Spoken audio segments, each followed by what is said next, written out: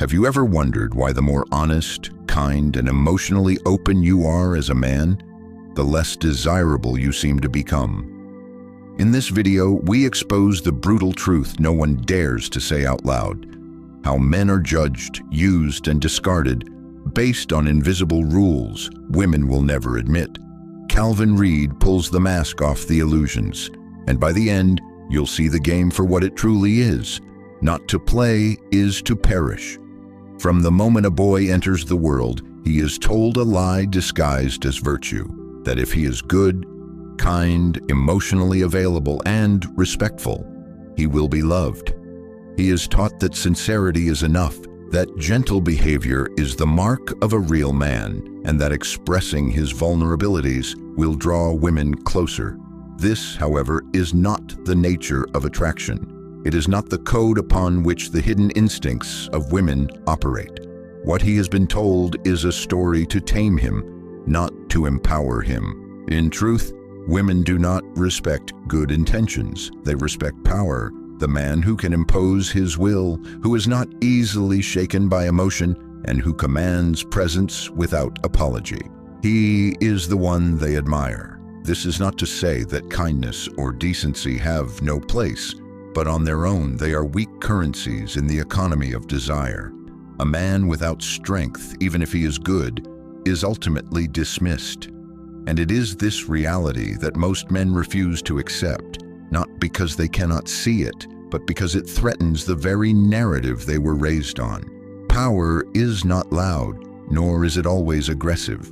Power is the quiet certainty in a man's eyes when he says no and means it. It is the silence he maintains when others expect him to explain himself. It is the refusal to be guilted, the calm resistance to manipulation, and the disciplined control over his own mind. Women instinctively respect such men because they cannot move them easily. These men do not chase, they attract. They do not plead, they negotiate. Most importantly, they are not seeking validation. They are the source of it. The tragedy is that most men attempt to gain women's respect by sacrificing their own. They apologize for being masculine. They walk on eggshells to avoid upsetting her. They believe that being agreeable will earn them intimacy. But women are not drawn to men who are easy to control. They test boundaries not because they are cruel, but because they are wired to do so. A man who bends to every emotional surge or demand loses her respect, and once that is lost, affection soon follows. He becomes tolerated, not desired. Modern society has encouraged this deception by promoting a version of masculinity that is palatable, soft, and submissive. Men are told to suppress their instincts, to cater to emotions, and to avoid asserting themselves. Meanwhile, the very same society shames displays of male strength, leadership, or stoicism as toxic. But when the curtains fall and reality steps in, those very toxic traits are what ignite desire. Women may praise sensitivity in public, but behind closed doors they crave the man who does not beg for approval, who leads without hesitation, and who can protect. Not just physically, but psychologically. Consider the man who enters a room and makes no effort to seek attention, yet everyone notices him. His confidence is not expressed in words, but in posture. His decisions are not based on what others think, but on what he knows to be right. He does not fear rejection because he does not depend on acceptance. Women sense this immediately. It is not just attraction, it is gravity. They orbit around him not because he tries, but because he doesn't. He is not performing, he is being. In contrast, the man who tries to prove himself, who believes that doing more, giving more, and sacrificing more will earn him love, becomes invisible. His worth becomes tied to the approval he seeks, and in doing so, he places himself beneath the woman's judgment. She may use him. She may even appreciate his efforts, but she will not respect him, and without respect, love is an illusion. This truth is brutal not because it is hidden, but because it is willfully ignored. Most men know at some level that power commands attention and respect. But to accept this is to dismantle the comfortable lie that love is given freely to those who deserve it. In reality, love is a reward for power. Power over self, over one's life, and over the frame through which one sees the world. It is not emotional openness that wins a woman's loyalty. It is the presence of a man who needs nothing from her, who cannot be shaped by her moods, and who never trades his throne for temporary affection. A man who operates from this understanding sees through the performative praise of emotional vulnerability. He recognizes the difference between surface-level approval and deep unconscious respect. While others are lost in the game, he remains above it. Not because he refuses to play, but because he wrote his own rules. Women sense it. They may not admit it. They may even deny it. But they respond to it all the same. From a young age, men are taught that emotional vulnerability is the bridge to deeper relationships.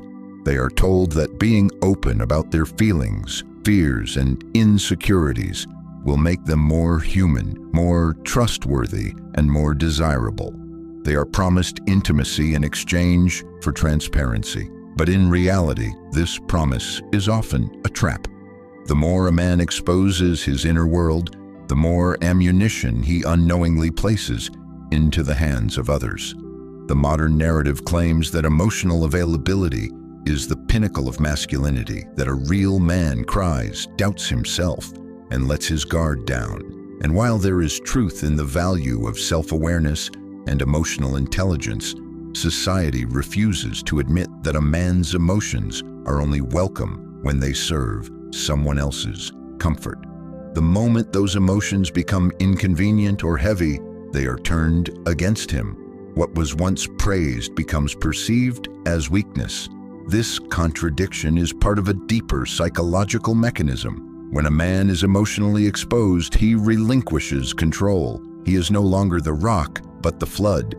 And while this may generate sympathy, it also triggers an unspoken disillusionment.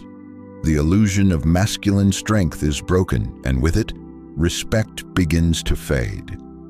This is where the weaponization begins. A woman may initially ask a man to share, but once he does, the dynamic subtly shifts. His vulnerability becomes a tool used to manipulate, to guilt, or to control. The man who cries in her arms once may be comforted. The second time, he may be seen as emotionally unstable. If he continues, she may view him not as a partner, but as a burden. She may not say it aloud, but her behavior begins to change. Distance grows, attraction declines. She may begin to talk down to him, correct him more frequently, or withdraw sexually. These are instinctive responses to a perceived loss of dominance. This is not a condemnation of women, but a revelation of dynamics few are willing to name. In relationships, power is always in motion, and emotional transparency, when offered without strength, reverses polarity. The man becomes the child, the woman the parent. Even in the social realm, a man's vulnerability can discredit him. If he expresses anxiety or depression, he may be praised publicly, but privately he is seen as unstable. His emotional display becomes a mark against his strength. In arguments, a woman who once begged for honesty may use those same confessions as daggers. "You're just scared," she may say. "You're not a real man." This is why the advice to just open up is dangerously incomplete. Emotional vulnerability must be earned and deserved, and even then, it must be tempered by strength. A man should never reveal emotions he cannot contain. To cry without the ability to recover is to submit. To share without the power to defend that share is to invite disrespect. The world rarely protects what is fragile unless it holds undeniable value. Men must understand that emotions are currency. Spend them wisely. Invest them in places where they will multiply, not be used against you.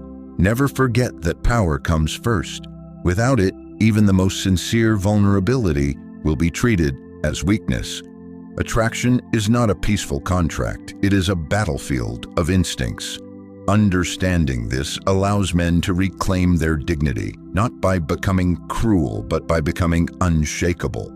It is not the loud, reactive man who wins long-term admiration, but the composed, dominant man who leads without needing control. A man who does not fold under pressure, who does not explain when he need not, and who does not beg for love, becomes a lighthouse in a stormy sea. Women do not desire control. They desire a man who cannot be controlled. The paradox is real. The man who gives too much becomes valueless. The man who gives from abundance without dependency becomes priceless. He is not easily owned, and because of that, he is eternally pursued. That is the brutal truth no one dares to say out loud.